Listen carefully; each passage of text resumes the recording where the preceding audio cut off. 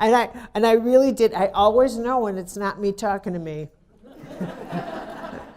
Because it doesn't happen that often, and it is as clear as a bell. And it goes through every tissue in my body. And worse is, I always know my life's going to change. It is a complete horror package. It is like nothing else. It is like the phone call you never want to get, and then when you get it, you can't get over you got it, and then you think, wow. And then why did I answer, right? But it is really that divine mixture of agony and ecstasy. It is that divine mixture of, oh my God, you really do have my phone number, and Christ, you have my phone number. And it is all of that because you actually know, oh my God, you know where I live. You're watching my life. There is such elation in that. There's such, oh my God. And then there's, oh my God. Oh Christ, what is this going to do now? The bottom's going to fall out. I just know it. I know how you work. I know what this is. And in that moment, I actually felt, because I'm so wired, I'm so hyper-wired, I felt my animation unplug from sacred contracts. I felt it. I felt it. I felt it. I felt the lights go out. And I was scheduled to teach all these workshops. And when I teach, I feel myself get plugged in. Before I came back to teach, I was waiting for that. I was waiting for it. And then it happened 2 days before we came here. I came here. I thought, where are you? Right? Because I'm no good. I'm no good on my own. I can't sense you the way I need to sense you. I can't feel it the way I can't ever. I'm just completely reliant. But I felt myself get deanimated. And the only way I can compare that, you have all had that experience yourself. You have felt yourself when suddenly you realize someone has lied to you about something. And you feel the deanimation leave your heart. Or you feel your heart break. Or you feel something when you realize, I don't love this person the same way. And you feel a door slam in your heart. You know exactly what deanimation feels like. So I'm not talking about something that just happens to me. It's my task to teach you about you through me sometimes. You know exactly what deanimation feels like. And maybe I have to get you to feel sacred animation. But you certainly know what relationship animation is. Just like you know what it's like to get animated with ooh la la chemistry. Like, where'd this person come from? Zzz.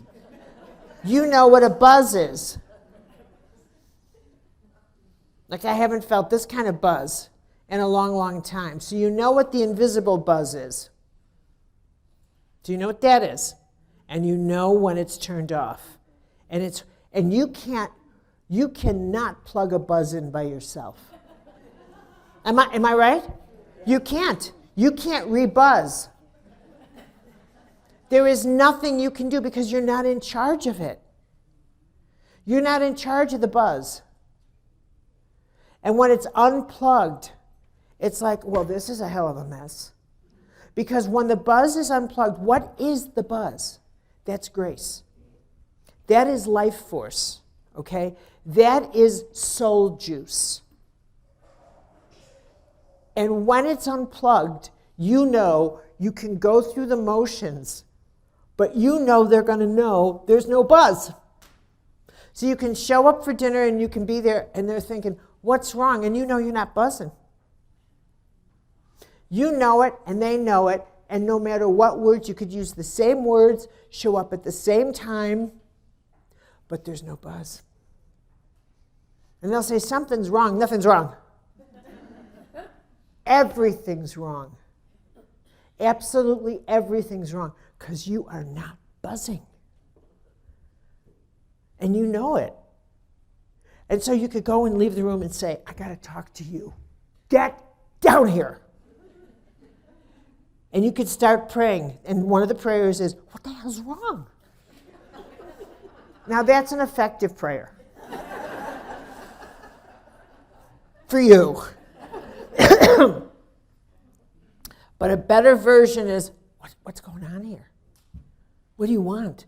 You've cut off my connection here. That's your first clue. Heaven's cut off the connection. You will never be connected again to that. It'll never happen. That's your take up your bed and walk clue. You will never be connected to that again. It will never happen. I can't use the word never too often. This time I will. It's a never. You never go that way again. It's over. That's called guidance. You've been disconnected. Learn to read that and read it clearly. All you have to say is, the buzz is over. I got to go. No amount of therapy, no amount of anything, because it wasn't a human disconnect. You have to understand heaven. Read heaven clearly.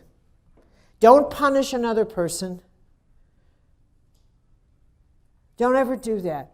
If you really understood you, and you really understood heaven, you'd realize it's time.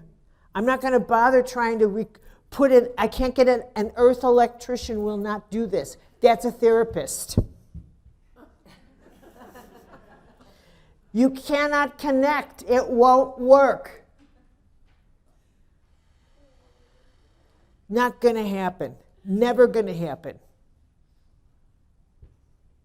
And when I stood there in the kitchen and I thought, you've disconnected me. I don't know what you want. But I know heaven. And I thought, okay, you may put me in a cocoon for a while. Because that oftentimes happens between disconnect, because you have to get new wiring. Understand how heaven works. You're not special. All your screaming, all your yelling, you may require a little downtime. You may call it depression. Understand what a dark night is. It's a resting position. Don't be a baby.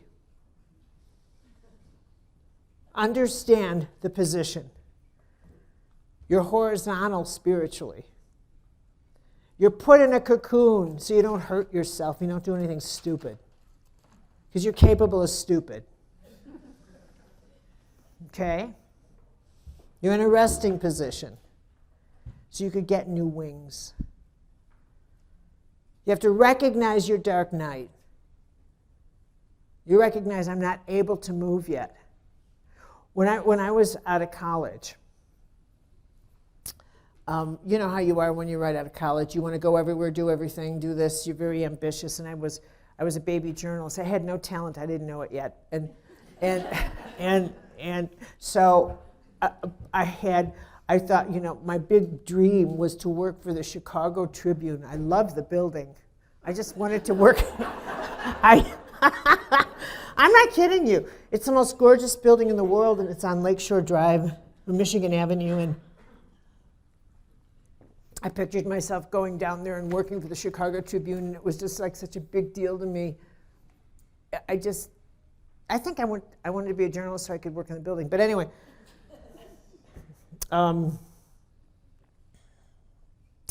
was trying to figure, I couldn't get a job on a newspaper, and I was just so frustrated. I was getting freelance jobs and nothing big, and it was very difficult. And I was ready to throw myself off one of the many bridges in Chicago. And I had a dream. And in the dream, I was, you know how a barn has stalls for horses? So I was in one of the stalls, but these weren't horses. They were little bitty planes, and they're just one piloted planes, and I was in this little plane. But they were really jets. And every stall had a jet. And they were all going, pew, pew, pew, except me. And my little engine's going, and I'm like this. So I call into the control tower, if you know what I mean. And I said, hey, what about me? What's the great question of life? Hey, what about me? And the message was back, turn off your engine. We're keeping you safe until the skies are clear for your journey. How about that? I just kicked back and thought, I have nowhere to go. This is great. I don't have to go till they call me. I turned off that plane and I felt, this is so fantastic. The skies aren't safe yet for me until it's safe. Click, and I woke up. Operative word, it's not safe yet. Stay still. Okay. So when you're in your cocoon, they're keeping you safe until all systems are right. It was at that point that my work shifted and I entered the mystical world.